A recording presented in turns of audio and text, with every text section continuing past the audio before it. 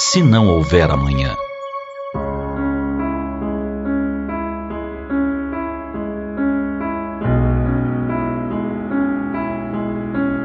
Sabe, eu que costumava deixar muitas coisas para amanhã, resolvi lhe dizer hoje o quanto você é importante para mim. Porque quando acordei pela manhã, uma pergunta ressoava na acústica de minha alma: e se não houver amanhã? Então, hoje eu quero me deter um pouco mais ao seu lado, ouvir suas ideias com mais atenção, observar seus gestos mais singelos, decorar o tom da sua voz, seu jeito de andar, de correr, de abraçar. Porque, se não houver amanhã, eu quero saber qual é a sua comida preferida, a música que você mais gosta, a sua cor predileta. Hoje eu vou observar seu olhar, descobrir seus desejos, seus anseios, seus sonhos mais secretos e tentar realizá-los. Porque se não houver amanhã, eu quero ter gravado em minha mente o seu sorriso, seu jeito de ser, suas manias. Hoje eu quero fazer uma prece ao seu lado, descobrir com você essa magia que traz tanta serenidade. Quero subir aos céus com você pelos fios invisíveis da oração. Hoje eu vou me sentar com você na relva macia, ouvir a melodia dos pássaros e sentir a brisa acariciando meu rosto colado ao seu, em silêncio e sem pressa. Hoje eu vou lhe pedir, por favor, agradecer, me desculpar, pedir perdão, se for necessário. Sabe, eu sempre deixei todas essas coisas para amanhã, mas o amanhã é apenas uma promessa. O hoje é presente. Assim, se não houver amanhã, eu quero descobrir hoje qual é a flor que você mais gosta e lhe ofertar um belo ramalhete. Quero conhecer seus receios, aconchegar você em meus braços e lhe transmitir confiança. Hoje, quando você for se afastar de mim, vou segurar suas mãos e pedir para que fique um pouco mais ao meu lado. Sabe, eu sempre costumo deixar as palavras gentis para dizer amanhã, carinhos para fazer amanhã, muita atenção para prestar amanhã. Mas o amanhã talvez não nos encontre juntos.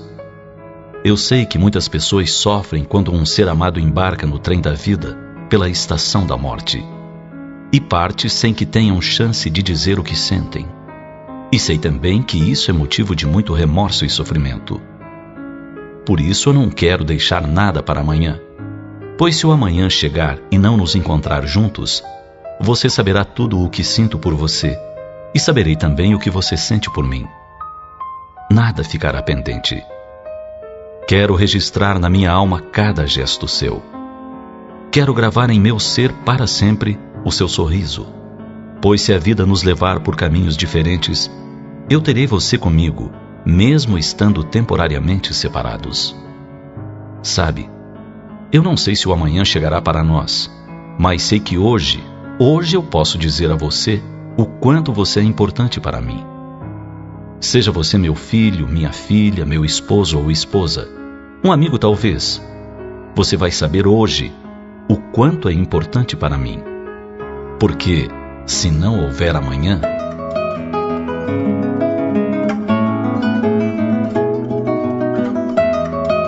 pense nisso. Amanhã o sol será o mesmo mensageiro da luz, mas as circunstâncias, pessoas e coisas poderão estar diferentes. Hoje significa o seu momento de agir, semear, investir suas possibilidades afetivas em favor daqueles que convivem com você. Hoje é o melhor período de tempo, na direção do tempo sem fim.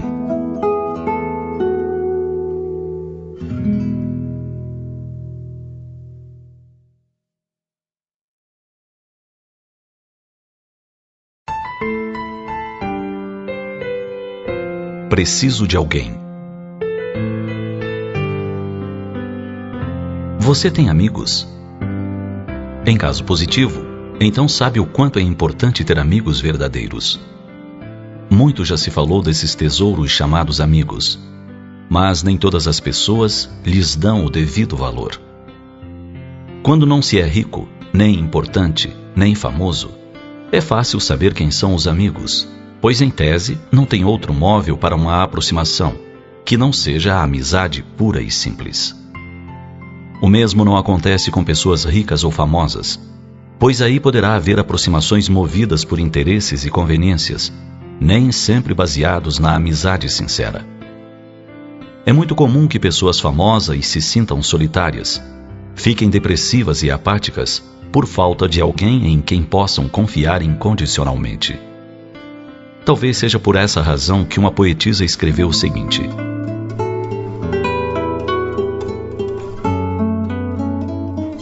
preciso de alguém que me olhe nos olhos quando falo, que ouça as minhas tristezas e neuroses com paciência.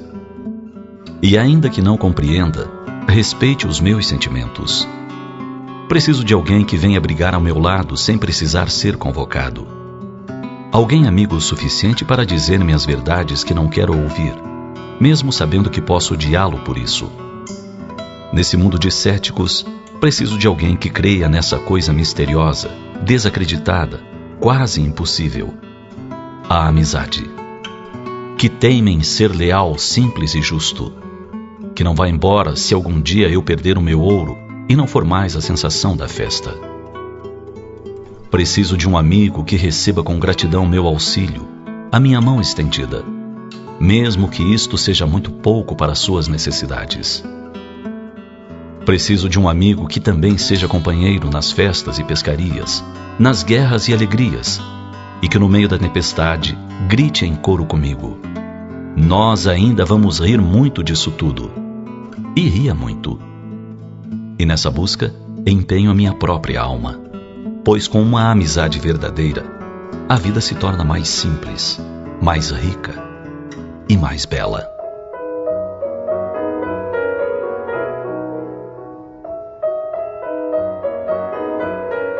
A verdadeira amizade está acima de quaisquer valores financeiros. Todo o dinheiro do mundo não seria suficiente para adquirir uma amizade leal, já que é um sentimento que não está à venda. E por mais rico que seja um ser humano, ele não será completamente feliz se não contar com pelo menos um amigo fiel. De nada valeria ser a pessoa mais famosa do mundo se não pudesse contar suas alegrias a um amigo. De nada adiantaria ter todas as riquezas materiais que o mundo pode oferecer se não houver uma amizade para compartilhar. Por outro lado, ainda que a pessoa seja a mais pobre da face da terra, se tiver um amigo verdadeiro, nunca passará necessidade.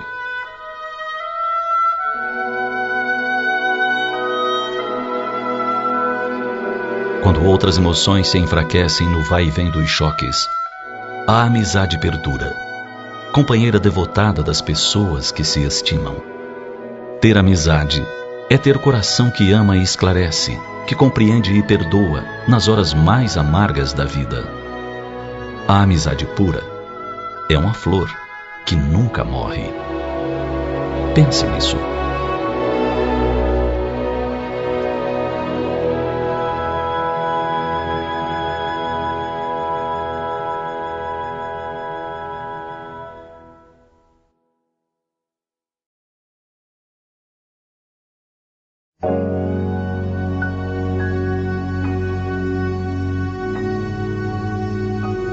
Amar é uma decisão.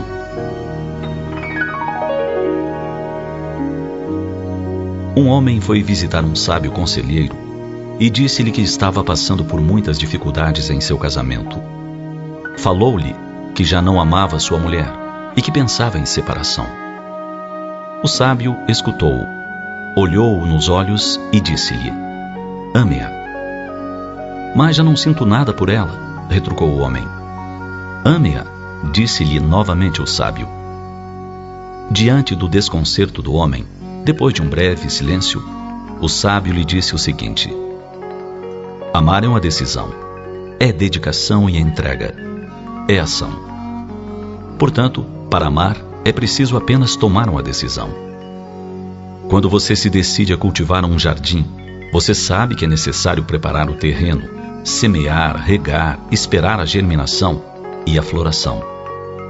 Você sabe que haverá pragas, ervas daninhas, tempos de seca ou de excesso de chuva. Mas se você está decidido a ter um belo jardim, jamais desistirá, por maiores sejam as dificuldades. Assim também acontece no campo do amor.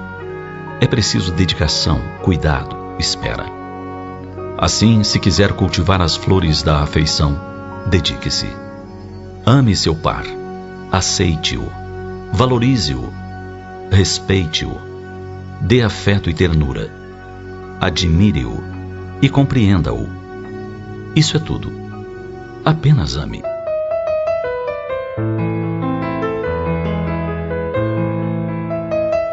O amor é lei da vida. Se não houvesse amor, nada faria sentido. Busquemos então meditar sobre o que temos e o que não temos, sobre quem somos e sobre quem não somos, a respeito do que fazemos e do que não fazemos, guardando a convicção de que sem a presença do amor naquilo que temos, no que fazemos e no que somos, estaremos imensamente pobres, profundamente carentes, desvitalizados. A inteligência sem amor nos faz perversos. A justiça sem amor nos faz insensíveis e vingativos. A diplomacia sem amor nos faz hipócritas. O êxito sem amor nos faz arrogantes. A riqueza sem amor nos faz avaros. A pobreza sem amor nos faz orgulhosos. A beleza sem amor nos faz ridículos. A autoridade sem amor nos faz tiranos. O trabalho sem amor nos faz escravos. A simplicidade sem amor nos deprecia. A oração sem amor nos faz calculistas. A lei sem amor nos escraviza. A política sem amor nos faz egoístas. A fé sem amor nos torna fanáticos. A cruz sem amor se converte em tortura. A vida sem amor... Bem, sem amor, a vida não tem sentido.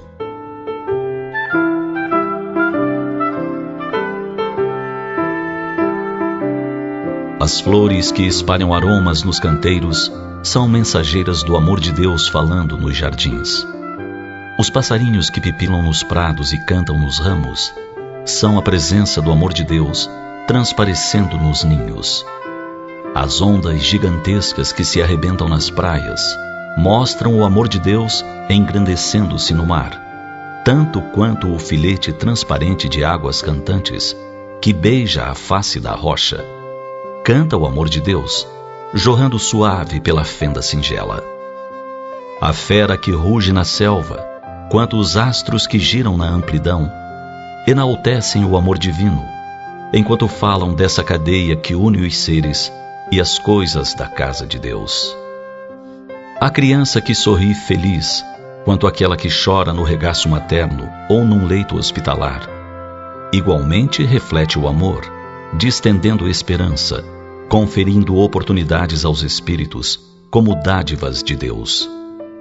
O homem sábio, pelos conhecimentos que lhe robustecem o cérebro, e aquele que se enobrece no trabalho do bem, pela luz que lhe emana do íntimo, apresentam o amor de Deus, alevantando a vida. Essas e outras facetas do amor é que fazem com que a vida tenha sentido.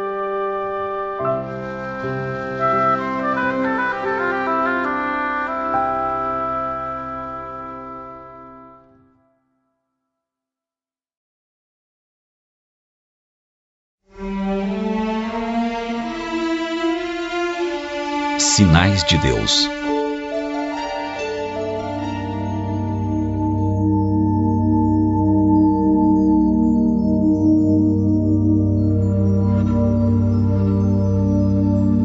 Conta-se que um velho árabe analfabeto orava toda noite com tanto fervor e com tanto carinho que certa vez o rico chefe de uma grande caravana chamou-o e lhe perguntou: "Por que oras com tanta fé? Como sabes que Deus existe, se nem ao menos sabes ler?" O crente fiel respondeu: "Grande Senhor, conheço a existência de nosso Pai Celeste pelos sinais dele." "Como assim?" indagou o chefe admirado. O servo humilde explicou: "Quando o senhor recebe uma carta de pessoa ausente, como reconhece quem a escreveu?" "Pela letra," respondeu. "E quando o senhor admira uma joia, Como é que se informa sobre a sua autoria? Pela marca do ourives, é claro. O servo sorriu e acrescentou: quando ouve passos de animais ao redor da tenda, como sabe depois se foi um carneiro, um cavalo, um boi? Pelos rastros, respondeu o chefe surpreendido. Então, o velho crente convidou-o para ir para fora da barraca e, mostrando-lhe o céu onde a lua brilhava, cercada por milhares de estrelas, exclamou respeitoso: Senhor, aqueles sinais lá em cima não podem ser de homens. Naquele momento, o orgulhoso caravaneiro rendeu-se às evidências e ali mesmo na areia, sob a luz prateada do luar, começou a orar também.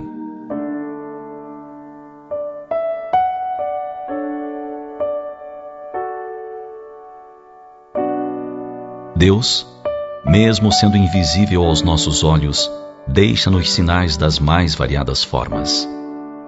Na manhã que nasce calma e silenciosa, no calor do sol que aquece os seres e permite a vida, na chuva que molha a relva, corre nos leitos dos rios e refresca as areias quentes das praias solitárias. Os sinais de Deus estão nas pastagens verdes que alimentam o gado e na vida teimosa do sertão esturricado pelo calor escaldante dos verões. Podemos encontrar sinais de Deus nos campos floridos de todos os continentes e no canto alegre do pássaro que desperta à madrugada. Os sinais de Deus também são visíveis nas noites bordadas de estrelas e nas tempestades que limpam a atmosfera com seus raios purificadores. Vale lembrar que as obras feitas pelos homens são assinadas para que não se confunda o autor. Já as obras de Deus não trazem sua assinatura, pelo simples fato de que só Ele é capaz de fazê-las, ninguém mais. É por essa razão que Deus não precisa colocar seu nome numa etiqueta em cada campina que existe, porque só Ele faz campinas. Partindo do princípio de que não há obras sem autoria, tudo o que não é obra do homem só pode ser obra de Deus. Como disse o grande poeta francês Victor Hugo, Deus é o invisível evidente.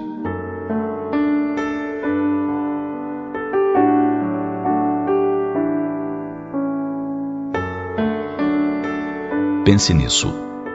Até um louco sabe contar as sementes que há numa maçã. Mas só Deus sabe contar as maçãs todas que há numa semente.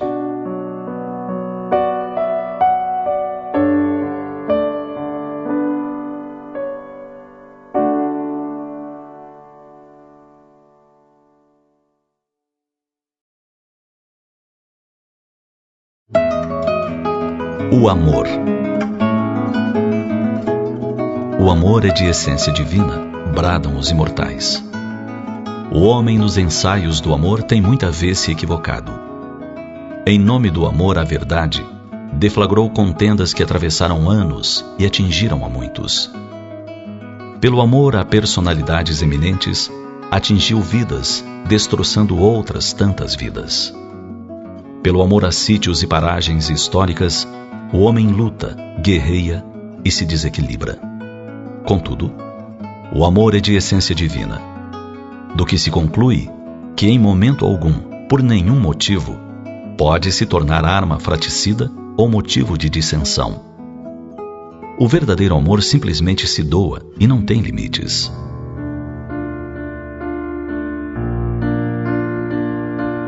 Recordamo-nos de uma jovem senhora, profissional de mérito, que se consorciou com o famoso engenheiro. A fortuna lhes sorriu, a fama, o reconhecimento público. Viviam felizes, não fosse a depressão que vez ou outra acometia a esposa.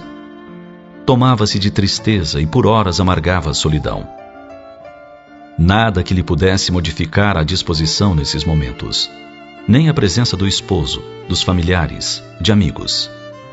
É que ela guardava um segredo, e o remorso a atormentava. Nos verdes anos da juventude engravidara e, inconsequente, optara pelo abortamento. Após o casamento, porque não conseguisse engravidar, passou a crer que os céus a estavam castigando pelo ato terrível que cometera, mas não ousava a ninguém confidenciar o que fizera. Até que um dia resolveu abrir a intimidade desconhecida do seu coração ao ser amado. Temia perdê-lo face à revelação. Ele a ouviu e, tomando-lhe as mãos entre as suas, murmurou: já suspeitava de que algo grave houvesse sucedido em sua vida. Respeitei o seu segredo e jamais a amei menos. Agora muito mais, se for possível um superlativo amor. Este é um grande e especial momento em nossas vidas. Desapareceu o único impedimento que colocava sombras em nossa união.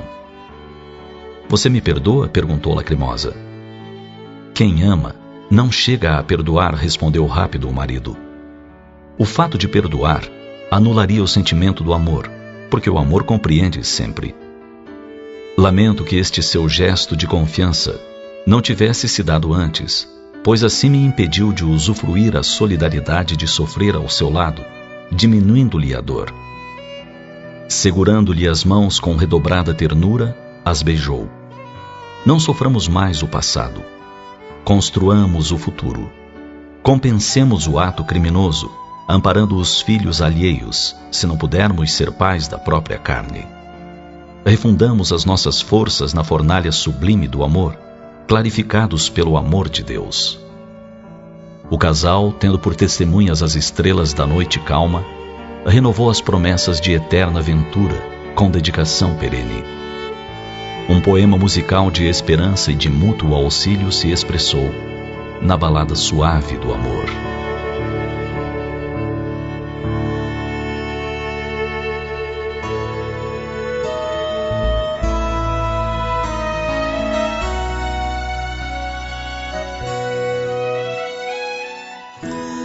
Você sabia que o amor cobre a multidão dos erros e equívocos? Isto significa que faltas graves podem ser ressarcidas com devoção ao semelhante, dedicação ao bem e trabalho incessante pelo próximo. Quem semeia espinhos pode vir a amenizar a aspereza do campo então cultivado, passando a aromatizar o ar com a semeadura abundante de flores coloridas e árvores frutíferas.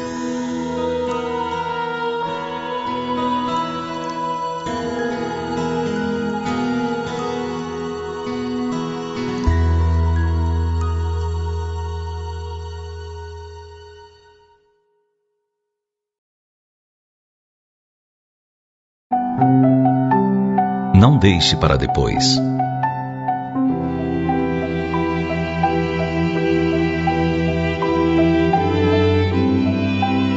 O pai de família chegou em casa e se sentou à mesa com as contas do mês a pagar, e algumas já vencidas, quando seu filhinho, cheio de alegria, entrou correndo na sala e disse com entusiasmo: Feliz aniversário, papai! Mamãe disse que você está completando 55 anos hoje. Por isso eu vou lhe dar 55 beijos, um para cada ano. O garoto começou a fazer o que prometera quando o pai exclamou: Oh, filho, agora não, estou tão ocupado. O menino fez silêncio imediato, mas o seu gesto chamou a atenção do aniversariante. Olhando-o, o pai percebeu que havia lágrimas em seus grandes olhos azuis. Desculpando-se, disse ao filho: Você pode terminar amanhã? O menino não respondeu e não foi capaz de disfarçar o seu desapontamento enquanto se afastava. Naquela mesma noite, o pai lhe falou: Venha cá e termine de me dar seus beijos agora, filho. Ou ele não ouviu ou não estava mais com vontade, pois não atendeu ao pedido. 2 meses depois, um acidente levou o garoto. Seu corpo foi sepultado num pequeno cemitério, perto do lugar onde ele gostava de brincar. Aquele pai constantemente se sentava ao lado do túmulo do seu pequeno e, observando a natureza, pensava consigo mesmo: O canto do sabiá não é mais doce que a voz do meu filho, e a rolinha que canta para os seus filhotes não é tão gentil como o menininho que deixou de completar a sua declaração de amor. Ah, se eu pudesse ao menos lhe dizer como me arrependo daquelas palavras impensadas, e como o meu coração está doendo agora por causa de minha falta de delicadeza. Hoje eu fico aqui sentado, pensando em como pude não retribuir seu afeto, e entristeci seu pequeno coração, cheio de ternura.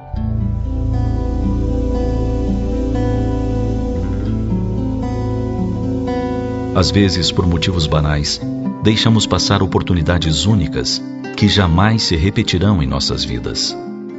São momentos em que uma distração qualquer nos afasta do abraço afetuoso de um ser querido. Um compromisso que poderíamos adiar nos impede de ficar um pouco mais com alguém que nos deixará em breve. Depois, como aconteceu ao pai que recusou os beijos do filho, só resta a dor do arrependimento. E essa dor é como um fogo que queima sem consumir. E não é necessário que a pessoa a quem negamos nossa atenção seja arrebatada pela morte para que sintamos o desconforto do arrependimento. Quantos filhos deixam de procurar os pais por falta de atenção e se vão em busca de alguém que ouça seus desabafos ou responda suas perguntas?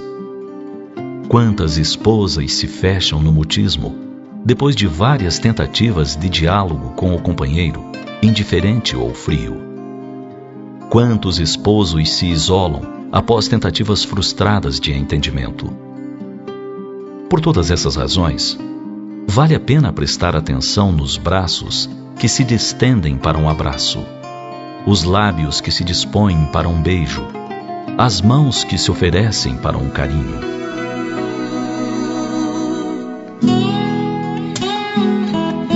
Um gesto de ternura deve ser sempre bem recebido, mesmo que estejamos sobrecarregados, cansados, sem vontade de atender. Uma demonstração de amor é sempre bem-vinda, para dar novo colorido às nossas horas, ao nosso dia a dia, às nossas lutas. O amor, quando chega, dissipa as trevas, clareia o caminho, perfuma o ambiente e refaz o ânimo de quem lhe recebe a suave visita. Pense nisso.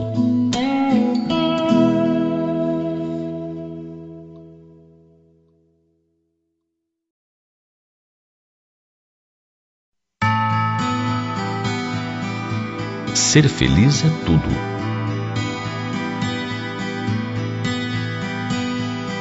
Cada dia que amanhece é uma página em branco, para que possamos escrever mais um capítulo da nossa própria história. É uma oportunidade renovada pelo Criador para que conquistemos o nosso objetivo maior, que é ser feliz. Afinal, quem não deseja ser feliz?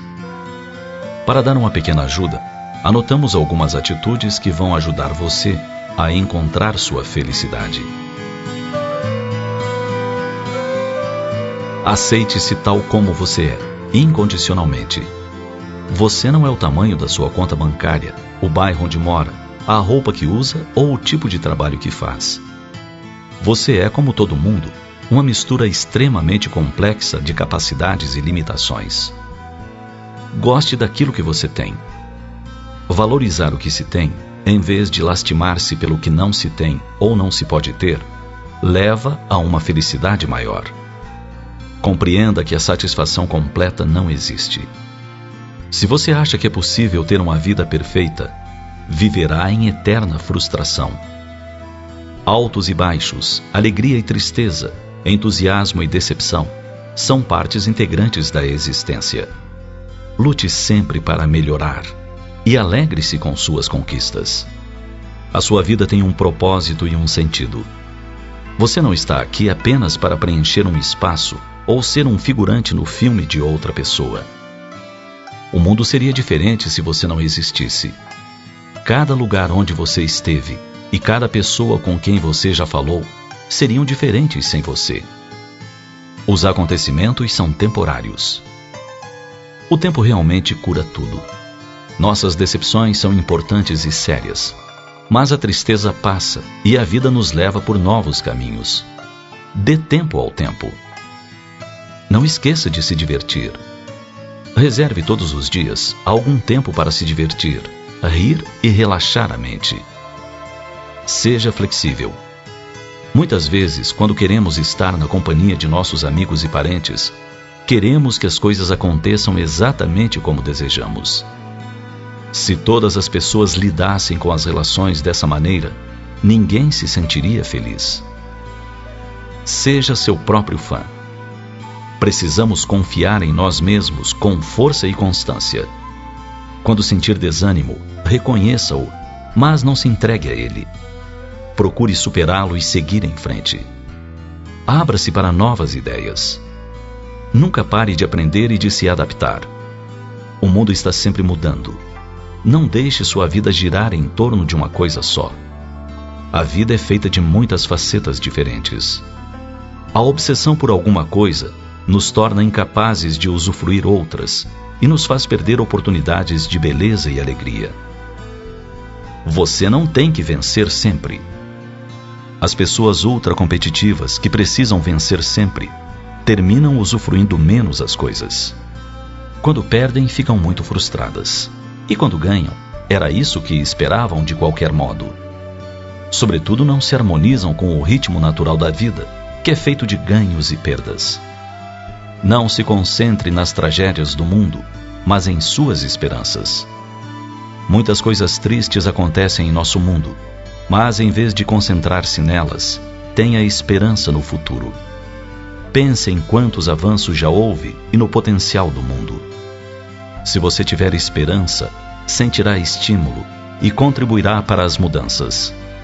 Se sua perspectiva for pessimista, achará que não adianta fazer nada e perderá o ânimo. Preste atenção. Você talvez tenha o que deseja.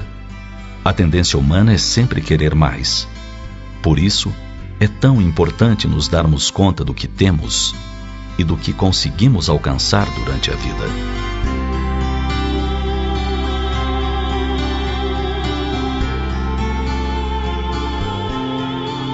Essas são apenas algumas atitudes que podem ajudar você a escrever uma história diferente a partir de hoje. Elas são resultado de pesquisas feitas pelo Dr. David Niven, PhD, que dá aulas na Florida Atlantic University. Por suas pesquisas, o autor recebeu prêmios da Universidade Estadual de Ohio e da Universidade de Harvard.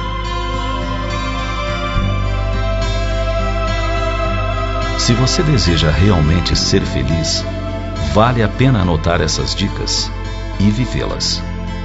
Pense nisso, mas pense agora.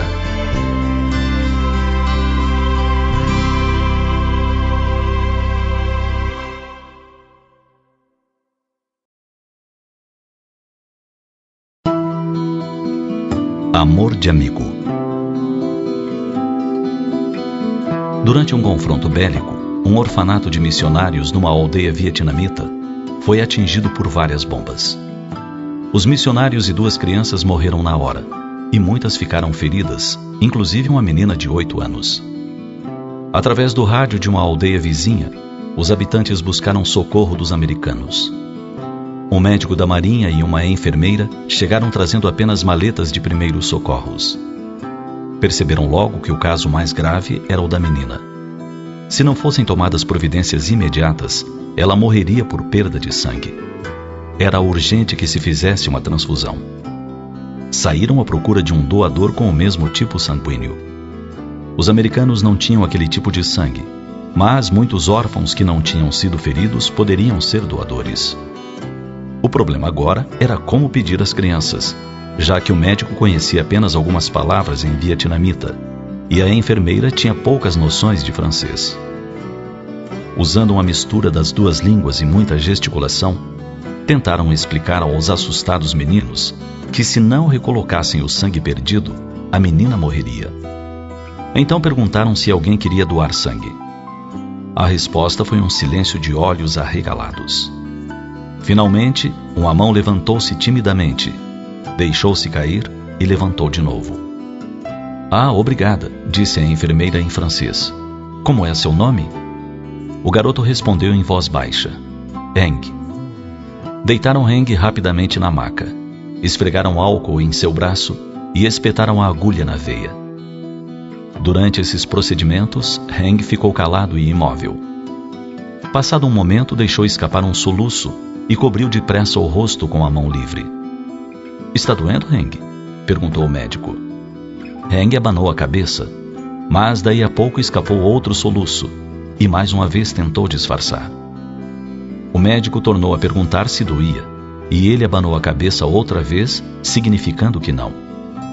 Mas os soluços ocasionais acabaram virando um choro declarado, silencioso, os olhos apertados, o punho na boca para estancar os soluços.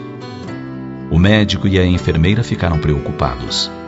Alguma coisa obviamente estava acontecendo.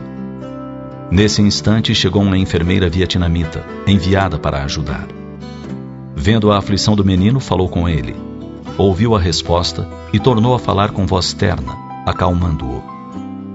Eng parou de chorar e olhou surpreso para a enfermeira vietnamita. Ela confirmou com a cabeça e uma expressão de alívio estampou-se no rosto do menino. Então ela disse aos americanos: ele achou que estava morrendo. Entendeu que vocês pediram para dar todo o sangue dele para a menina poder viver. E por que ele concordou? Perguntou o médico. A enfermeira vietnamita repetiu a pergunta e Eng respondeu simplesmente: ela é minha amiga.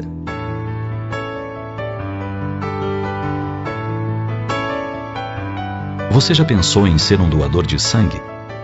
Geralmente só o fazemos quando a necessidade de um familiar ou de um ente querido. Mas a solidariedade convida-nos a doar para salvar vidas. Tornando-nos um doador voluntário, estaremos contribuindo grandemente com a sociedade. Pense nisso.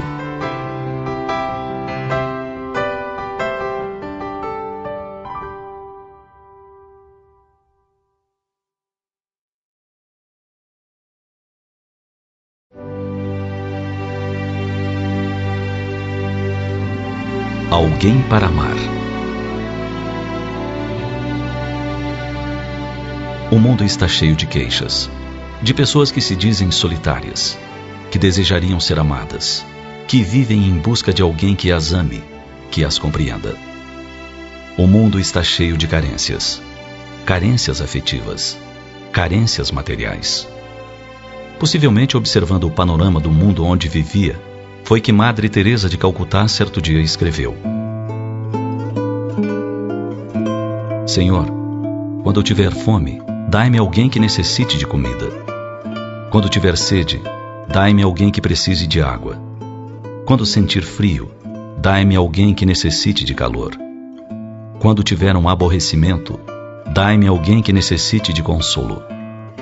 Quando minha cruz parecer pesada, deixai-me compartilhar a cruz do outro. Quando me achar pobre, ponde a meu lado alguém necessitado. Quando não tiver tempo, dai-me alguém que precise de alguns dos meus minutos. Quando sofrer humilhação, dai-me ocasião para elogiar alguém. Quando estiver desanimada, dai-me alguém para lhe dar novo ânimo. Quando sentir necessidade da compreensão dos outros, dai-me alguém que necessite da minha. Quando sentir necessidade de que cuidem de mim, dai-me alguém que eu tenha de atender. Quando pensar em mim mesma, voltai minha atenção para outra pessoa. Tornai-nos dignos, Senhor, de servir nossos irmãos que vivem e morrem pobres e com fome no mundo de hoje. Dai-lhes através de nossas mãos o pão de cada dia e dai-lhes, graças ao nosso amor compassivo, a paz e a alegria.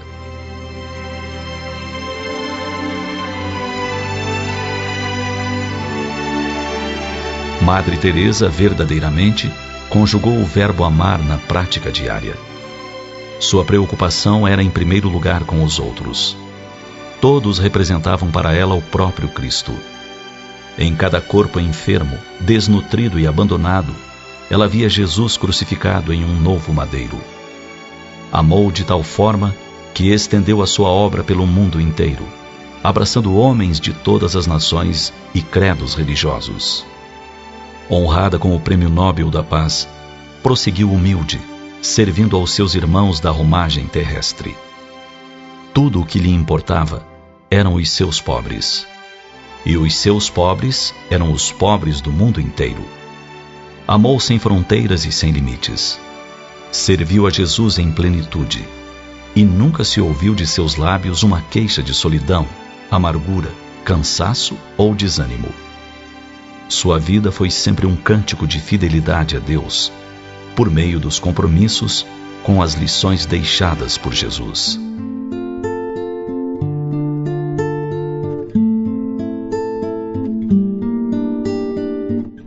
Cristo precisa de almas dispostas e decididas, que não meçam obstáculos para servi-lo. Almas que se lancem ao trabalho, por mais exaustivo que seja, porém, sempre reconfortante e luminoso, desde que possa ser útil de verdade. Almas que não esperem nada do beneficiado por suas mãos socorrido, a não ser a sua felicidade sob as luzes do amigo Jesus. Almas cujo único desejo seja o de amar intensamente, sem aguardar um único gesto de gratidão. Almas que tenham entendido o que desejou dizer Francisco de Assis: é melhor amar do que ser amado.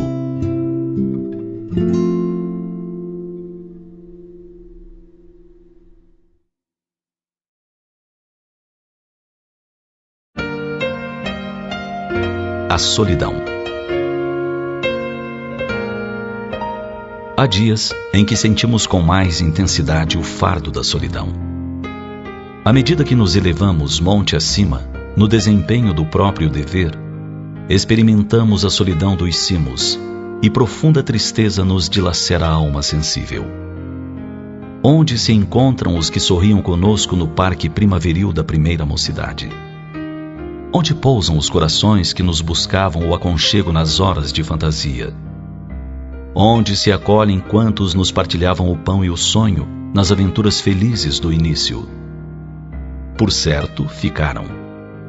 Ficaram no vale, voejando em círculo estreito, à maneira das borboletas douradas, que se esfacelam ao primeiro contato da menor chama de luz que se lhes descortine à frente. Em torno de nós, a claridade, mas também o silêncio. Dentro de nós, a felicidade de saber, mas igualmente a dor de não sermos compreendidos. Nossa voz grita sem eco, e o nosso anseio se alonga em vão. Entretanto, se realmente subimos, que ouvidos nos poderiam escutar a grande distância, e que coração faminto de calor do vale se abalançaria a entender de pronto os nossos ideais de altura? Choramos, indagamos e sofremos. Contudo, que espécie de renascimento não será doloroso? A ave, para libertar-se, destrói o berço da casca em que se formou, e a semente, para produzir, sofre a dilaceração na cova desconhecida. A solidão, com o serviço aos semelhantes, gera a grandeza. A rocha que sustenta a planície costuma viver isolada, e o sol que alimenta o mundo inteiro brilha sozinho. Não nos cansemos de aprender a ciência da elevação. Lembremo-nos do Senhor Jesus, que escalou o Calvário com a cruz aos ombros feridos. Ninguém o seguiu na morte afrontosa, à exceção de 2 malfeitores, constrangidos à punição em obediência à justiça. Não relacionemos os bens que porventura já houvermos espalhado. Confiemos no infinito bem que nos aguarda. Não esperemos pelos outros na marcha de sacrifício e engrandecimento.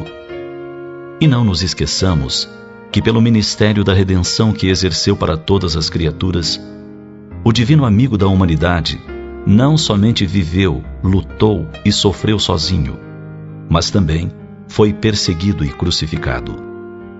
O sacrifício na cruz é a mais bela lição de resignação que o Mestre nos legou. Sem nenhuma imposição, conclamou-nos: quem quiser vir após mim, tome a sua cruz, negue a si mesmo e siga-me. O que equivale a dizer que tomemos a cruz dos nossos sofrimentos com abnegação e escalemos a montanha da ascensão espiritual, confiantes naquele que nos fez o convite. E embora com os pés sangrando, ao chegarmos no topo do monte, depararemos com a planície florida e a estrada iluminada que nos conduzirá ao Mestre. Recordemo-lo, portanto, e sigamo-lo.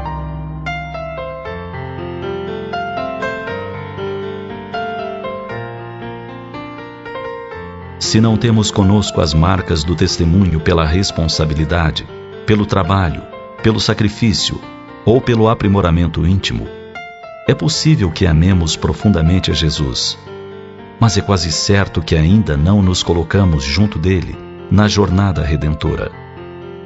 Abençoemos, pois, a nossa cruz e sigamo-lo sem temor, buscando a vitória do amor e a felicidade eterna.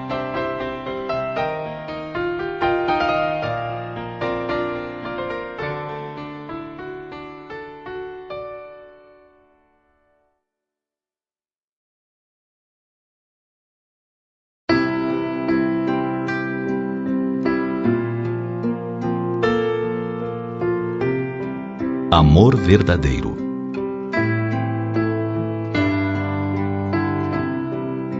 Um famoso professor se encontrou com um grupo de jovens que falava contra o casamento. Argumentavam que o que mantém um casal é o romantismo e que é preferível acabar com a relação quando esse se apaga, em vez de se submeter à triste monotonia do matrimônio. O mestre disse que respeitava sua opinião, mas lhes contou a seguinte história. Meus pais viveram 55 anos casados. No amanhã, minha mãe descia as escadas para preparar o café e sofreu um infarto. Meu pai correu até ela, levantou-a como pôde e quase se arrastando a levou até a caminhonete. Dirigiu a toda velocidade até o hospital, mas quando chegou, infelizmente, ela já estava morta. Durante o velório, meu pai não falou. Ficava o tempo todo olhando para o nada. Quase não chorou. Eu e meus irmãos tentamos em vão quebrar a nostalgia, recordando momentos engraçados. Na hora do sepultamento, papai, já mais calmo, passou a mão sobre o caixão e falou com sentida emoção. Meus filhos, foram 55 bons anos. Ninguém pode falar do amor verdadeiro se não tem ideia do que é compartilhar a vida com alguém por tanto tempo. Fez uma pausa, enxugou as lágrimas e continuou. Ela e eu estivemos juntos em muitas crises. Mudei de emprego. Renovamos toda a mobília quando vendemos a casa e mudamos de cidade. Compartilhamos a alegria de ver nossos filhos concluírem a faculdade. Choramos um ao lado do outro quando entes queridos partiam. Oramos juntos na sala de espera de alguns hospitais. Nos apoiamos na hora da dor. Trocamos abraços em cada Natal e perdoamos nossos erros. Filhos, agora ela se foi, e estou contente. E vocês sabem por quê? Porque ela se foi antes de mim, e não teve que viver a agonia e a dor de me enterrar, de ficar só depois da minha partida.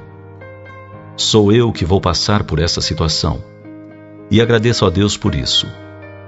Eu a amo tanto que não gostaria que sofresse assim. Quando meu pai terminou de falar, meus irmãos e eu estávamos com os rostos cobertos de lágrimas. Nós o abraçamos e ele nos consolava dizendo: Está tudo bem, meus filhos, podemos ir para casa. Este foi um bom dia. E por fim o professor concluiu: Naquele dia entendi o que é o verdadeiro amor. Está muito além do romantismo e não tem muito a ver com o erotismo, mas se vincula ao trabalho e ao cuidado a que se entregam duas pessoas realmente comprometidas. Quando o mestre terminou de falar, os jovens universitários não puderam argumentar, pois esse tipo de amor era algo que não conheciam.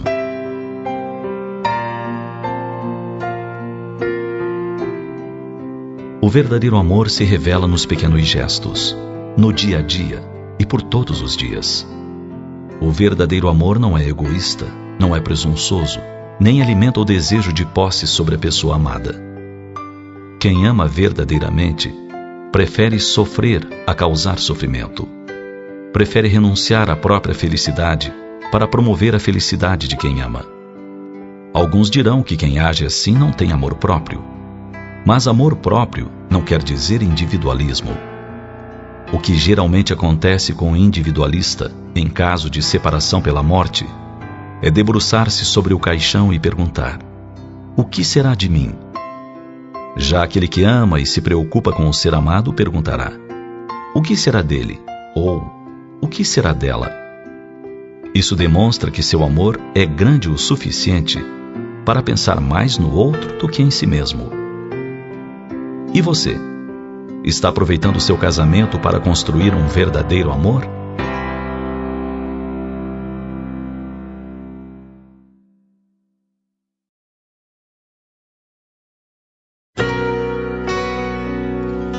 Lições para bem viver.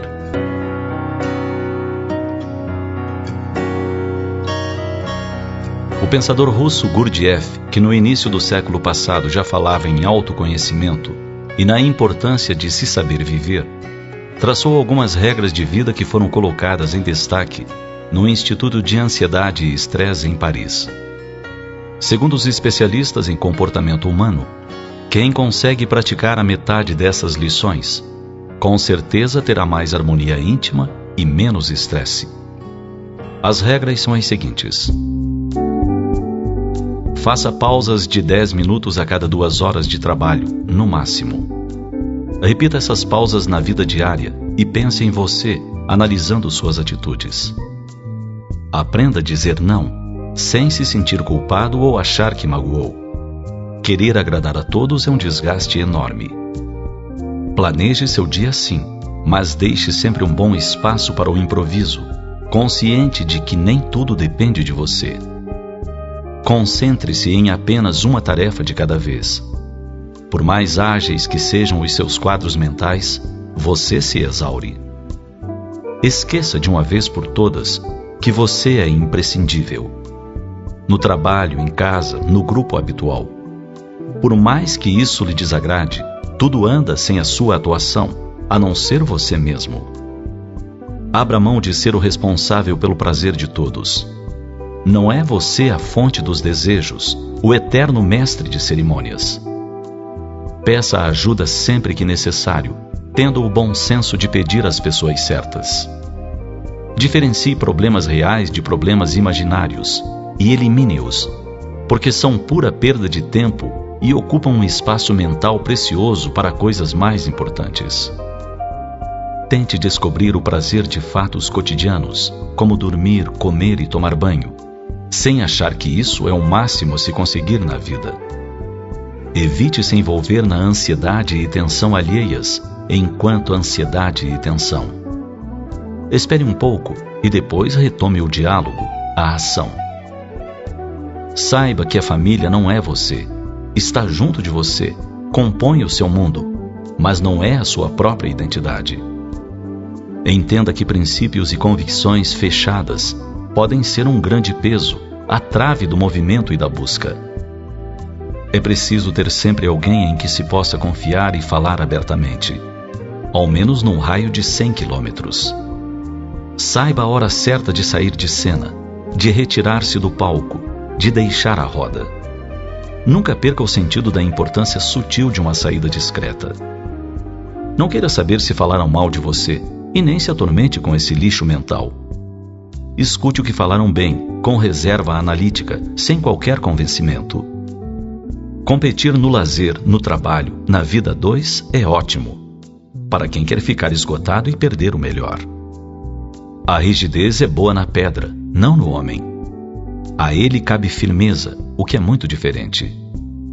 1 hora de intenso prazer substitui com folga 3 horas de sono perdido. O prazer recompõe mais que o sono. Logo, não perca as oportunidades de se divertir. Não abandone suas 3 grandes e inabaláveis amigas: a intuição, a inocência e a fé. Por fim, entenda de uma vez por todas, definitiva e conclusivamente: você é o que fizer de você mesmo.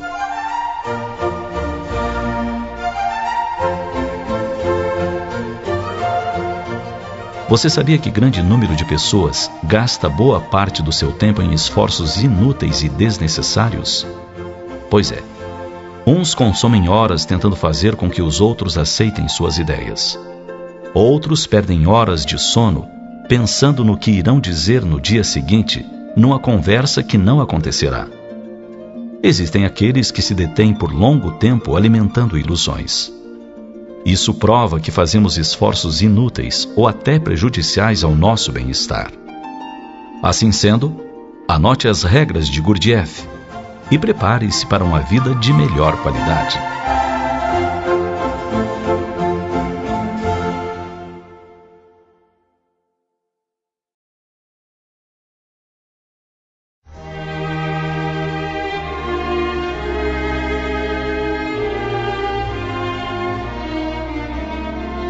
O amor é eterno.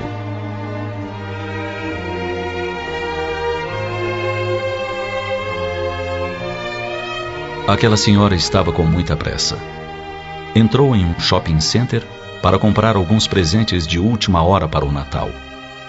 Havia muita gente ao redor e ela ficou incomodada com a situação. Pensou consigo mesma: ficarei aqui uma eternidade e tenho tantas coisas a fazer. Um tanto depressiva, ela pensava em como o Natal estava se transformando em um grande comércio. Andou rápido por entre as pessoas e entrou numa loja de brinquedos. Mais uma vez se surpreendeu reclamando dos preços. Perguntava-se a si mesma se seus netos realmente brincariam com aquilo. Partiu para a seção de bonecas. Em um dos corredores encontrou um menino de aproximadamente 5 anos, segurando uma boneca valiosa. Estava tocando seus cabelos e a segurava com muito carinho. A senhora parou e ficou olhando a cena fixamente, perguntando-se para quem seria aquela boneca. Em seguida, se aproximou do menino uma mulher a quem ele perguntou: "Não tenho dinheiro suficiente, tia?" E a mulher lhe falou impaciente: "Você já sabe que não tenho dinheiro suficiente para comprá-la." Depois, disse ao menino que permanecesse onde estava enquanto ela buscava outras coisas que lhe faltavam. O menino continuou ali, segurando a boneca com muito carinho. Após algum tempo, a senhora se aproximou e perguntou-lhe para quem era a boneca, e ele respondeu: "Esta é a boneca que minha irmãzinha queria muito ganhar no Natal." "Ela estava certa de que a ganharia neste Natal", disse o garoto com certa tristeza. A senhora se compadeceu e disse ao menino que no Natal levaria a boneca para sua irmãzinha. Mas ele falou: "Não, a senhora não pode ir onde minha irmãzinha está. Eu tenho que entregá-la à minha mãe para que ela leve até a minha irmãzinha." "E onde está sua irmã?" perguntou. O menino, com um olhar de tristeza, disse: "Ela se foi com Jesus. Meu pai me disse que a mamãe irá encontrar-se com ela em breve." A mulher sentiu um grande aperto no coração. E o menino continuou: "Pedi ao papai para falar com a mamãe para que ela não se vá ainda. Disse-lhe para pedir a ela que espere até que eu volte do shopping." Em seguida, o garoto tirou do bolso algumas fotografias que tinham sido tiradas em frente ao shopping e falou: "Vou pedir ao papai que leve estas fotos para minha mãe, para que ela nunca se esqueça de mim. Gosto muito da minha mãe. Não queria que ela partisse, mas o papai disse que ela tem que ir encontrar a minha irmãzinha." Enquanto o pequeno olhava a foto, a senhora tirou da carteira algumas notas e pediu a ele que contasse o dinheiro novamente. Ele contou e disse satisfeito: "Estou certo de que será suficiente. Agora posso comprar a boneca." E disse ainda: "Eu acabei de pedir a Jesus para que me desse dinheiro suficiente para comprar esta boneca para a mamãe levar até minha irmãzinha. E ele ouviu a minha oração. Eu pedi ainda para que o dinheiro fosse suficiente para comprar também uma rosa branca para minha mãe. E ele acaba de me dar o bastante para a boneca e para a rosa. Sabe, minha mãe gosta muito de rosas brancas." Em alguns minutos, a tia do garoto voltou e a senhora se foi.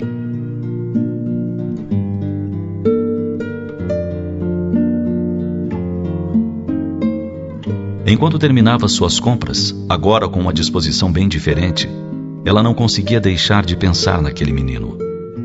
Lembrou-se de uma história que havia lido num jornal dias antes, a respeito de um acidente causado por um condutor alcoolizado, no qual uma menininha morrera e a mãe ficara em estado grave. Deu-se conta de que aquele menino pertencia àquela família. 2 dias depois, ela leu no jornal a notícia de que a mulher acidentada havia morrido. Não conseguia tirar o menino da mente. Comprou um buquê de rosas brancas e as levou ao funeral. Lá estava o corpo de uma mulher, com uma rosa branca numa das mãos, uma linda boneca na outra e a foto de seu filho em frente ao shopping. Grossas lágrimas rolaram do rosto daquela senhora ao perceber a grandeza do amor daquele menino pela mãe e pela irmã. Um amor que a morte não conseguiu apagar. Um amor que vai muito além da existência física.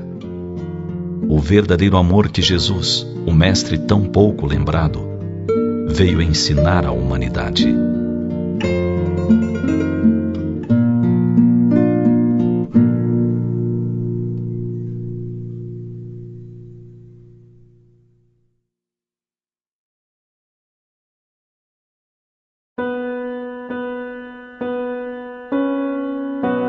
A renovação de ânimo.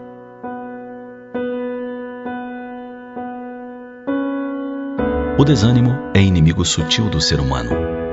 Instala-se a pouco e pouco, terminando por vencer as resistências morais que se sentem desestimuladas por falta de suporte emocional para a luta.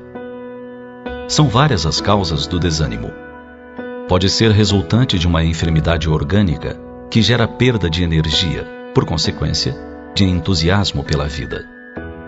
Pode resultar de estresse decorrente de agitação ou de tensões continuadas. Também por frustrações profundas que deixam na alma um grande vazio. Contudo, seja qual for a causa, o importante é não se deixar envolver pelo desânimo, desalentador e destruidor de vidas. Se a causa é a enfermidade, o estresse ou a frustração, há que se buscar a terapia conveniente. Por vezes, um pequeno estímulo, um alento, é suficiente para se sair de um estado de desânimo para o de entusiasmo. Um ilustre juiz contou certa vez um episódio que transformou toda a sua vida. Aos 16 anos de idade, viu-se obrigado a deixar a escola e a se empregar como varredor numa fábrica.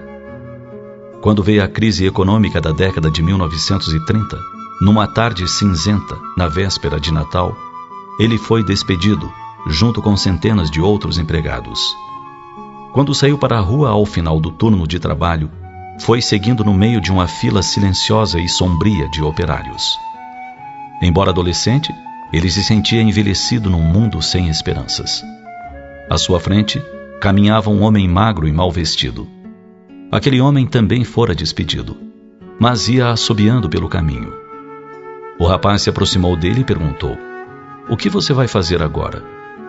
E o desconhecido respondeu com naturalidade: "Acho que vou para a África. Lá, rapaz, as estrelas sobre o deserto são do tamanho de ameixas. Ou talvez eu vá para o Rio de Janeiro. As luzes ali sobem sem parar da praia até o céu.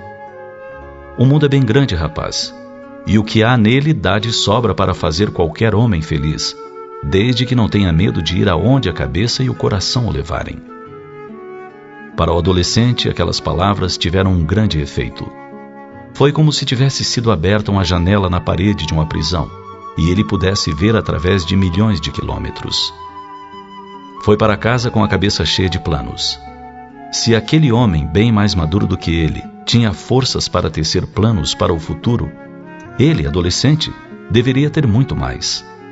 E pensando assim, na semana seguinte, não somente conseguiu encontrar um meio de se manter, como se matriculou numa escola noturna, perseguindo o seu sonho que viria a se tornar realidade: formar-se em direito e seguir a carreira da magistratura, ser juiz.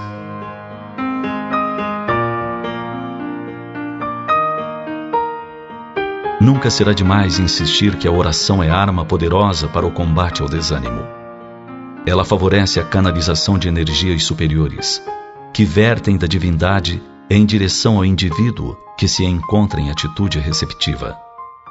Com a prece, a criatura vai sentindo momentos de bem-estar e euforia.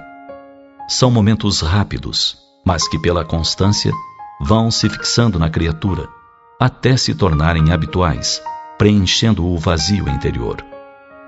O hábito da oração sincera restitui a alegria de viver, oferecendo ao ser metas saudáveis e renovadoras, que o enriquecem de paz interior.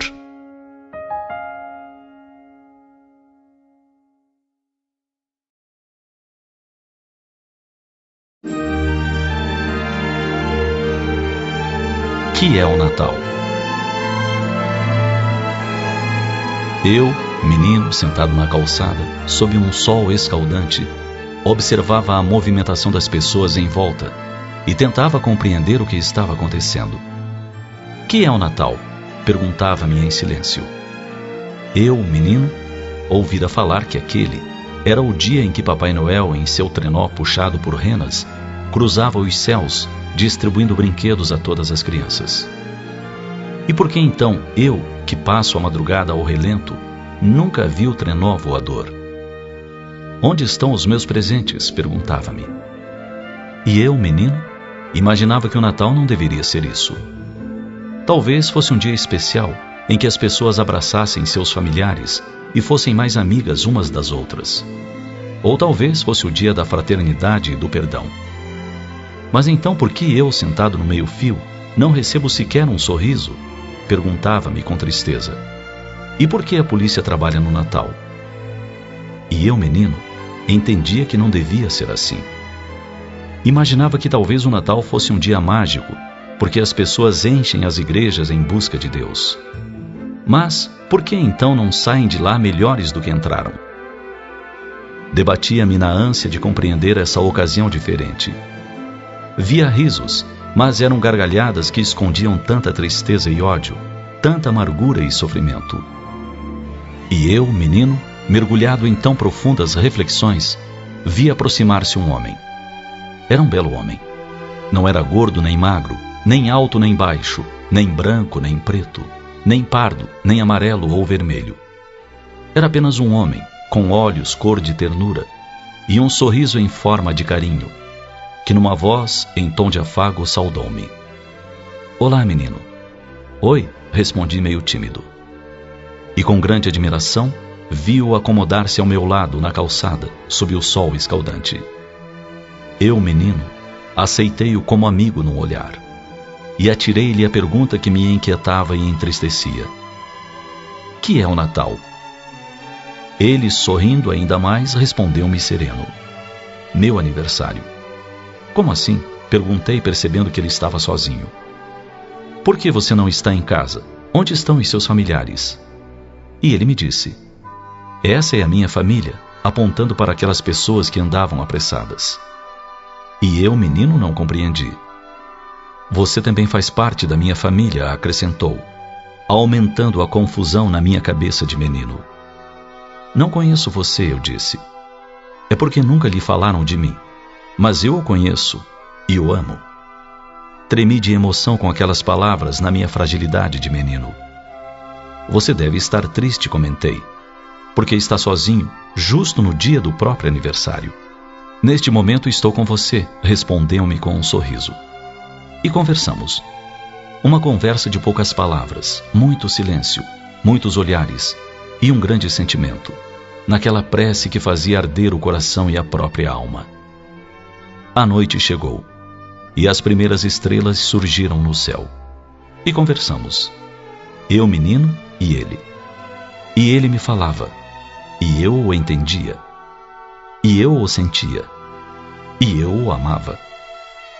Eu, menino, sou as cordas de um instrumento musical, ele, o artista.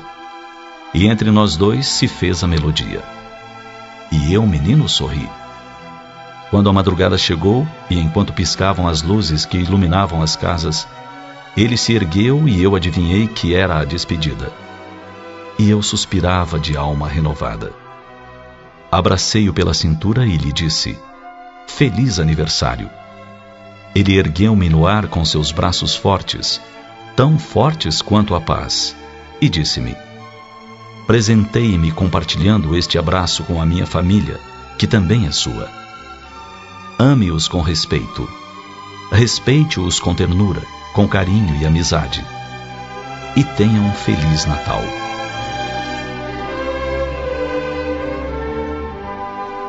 E porque eu não queria vê-lo ir-se embora, saí correndo em disparada pela rua. Abandonei-o, levando-o para sempre no mais íntimo do coração. E saí em busca de braços que aceitassem os meus. E eu, menino, nunca mais o vi. Mas fiquei com a certeza de que ele sempre está comigo, e não apenas nas noites de Natal. E eu, menino, sorri, pois agora eu sei que ele é Jesus. E é por causa dele que existe o Natal.